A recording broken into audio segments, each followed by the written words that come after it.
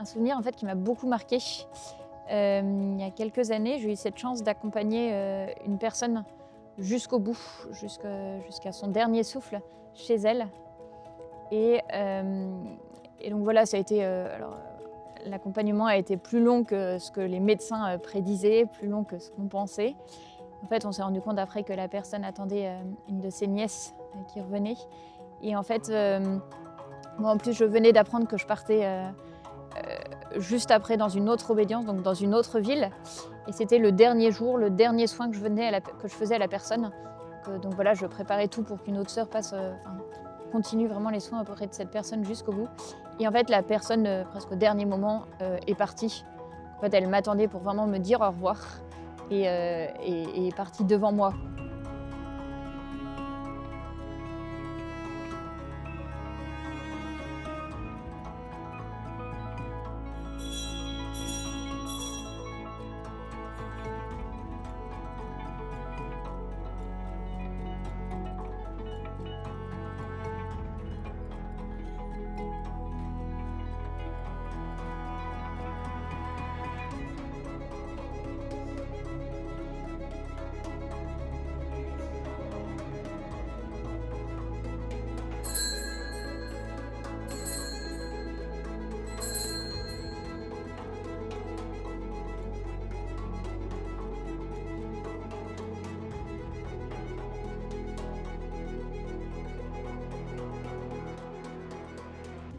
Et bah du coup là, on va chez une malade qui est alitée, il faut qu'on l'aide quand même à se lever et à la mettre en chemise de nuit.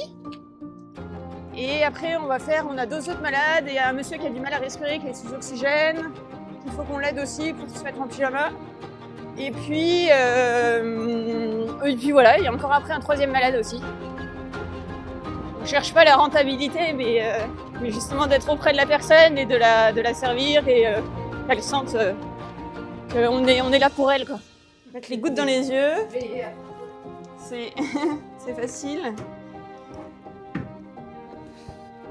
Tenez. Alors, allez-y, ouvrez les yeux. Hop. C'est bon? Ouais. Et l'autre, c'est bon? C'est bon. Parfait. On apporte le soin des corps et puis soin des âmes, qui est le plus important. En soignant les malades, on leur permet d'apporter Jésus dans leur maison. Père, du Fils, du Saint-Esprit. Amen. Salut Marie, pleine de grâce, le Seigneur est avec vous. Vous êtes bénie entre toutes les femmes, et Jésus, le fruit de vos entrailles, est béni. Quand il s'est produit le cas Marie-France, il y avait sa belle-fille qui avait décidé de prendre un infirmier dans le privé. Ah non, je m'y suis tout de suite opposé. Non, j'ai dit Marie-France, elle ne veut avoir affaire qu'aux sœurs. Une fois, il s'est trouvé que le chapelet qu'on récite habituellement en communauté, ce jour-là, on n'a pas pu le dire en communauté, donc je devais le dire seule, enfin chacun de son côté.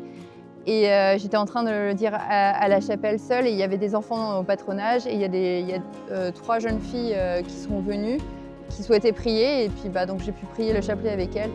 Et cette phrase, c'est un secret que Jésus veut vous dire. C'est un cadeau qu'il veut vous faire avec sa résurrection. C'est parti. Mais il y a eu un moment de rigolade pendant le patronage. Je travaillais encore à l'époque. Je m'assis près de Monseigneur Garnier. Il passe un gamin. « Oh, c'est ton mari !»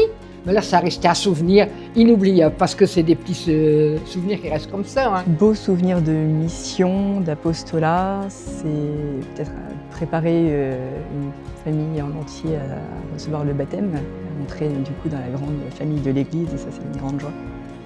Est-ce qu'il y en a un qui connaît l'histoire de la Pentecôte? Qu'est-ce qui s'est passé à la Pentecôte? Mélina? On l'a vu au café. Jésus, avant de quitter ses disciples, il leur a promis de leur envoyer l'Esprit Saint. Ah, c'est la personne dans la Trinité qui a pris un temps. Du coup, Jésus, c'est le Fils, mais c'est quand même Dieu, quoi. Eh oui.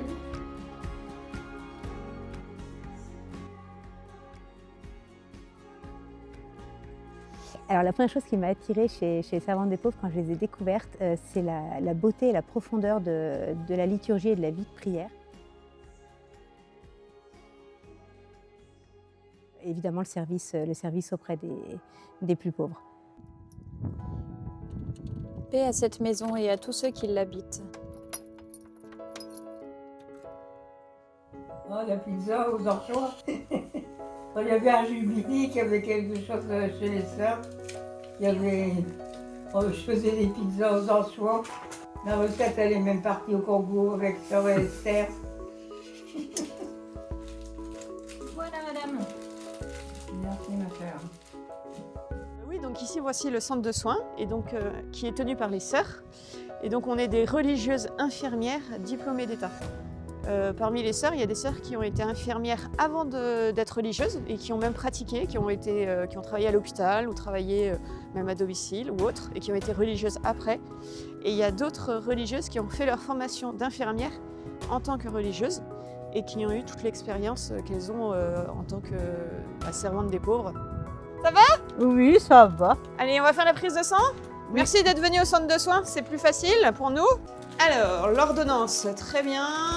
Donc du coup, il y a juste petit contrôle NFS-Iono. C'est 2 tubes. Bon alors, t'es difficile à piquer toi, hein? Ouais. Vous avez fait combien de fois la dernière fois l'infirmière? À l'hôpital? T'avais piqué 10? L'hôpital, 5 fois. 5 fois? Ah oui, non, bon, on va essayer d'avoir du premier coup alors, parce que là j'ai pris une... Hop. Allez, c'est bon. Tac. Alors...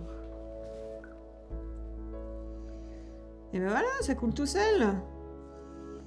Ça va, c'est impeccable. Bah, tu vois, aujourd'hui, ça va. Donc, Camille le Duc, avant de mourir, il a essayé de laisser un testament aux servants des pauvres, qui était d'aimer, de bien soigner les pauvres. Il nous disait souvent d'avoir pour modèle le Christ. Donc, le Christ, là où il est passé, il faisait toujours du bien. Donc, lui, il était centré sur les pauvres, faire du bien aux pauvres. Et d'avoir la charité du Christ. Donc, charité du Christ, forcément, il faut mieux traiter les pauvres. De servir chacune des sœurs qui me sont confiées, c'est-à-dire de leur permettre de grandir en sainteté à travers leur vie commune, à travers la vie quotidienne, d'être fidèles à leur consécration et de les accompagner sur ce chemin vers la sainteté.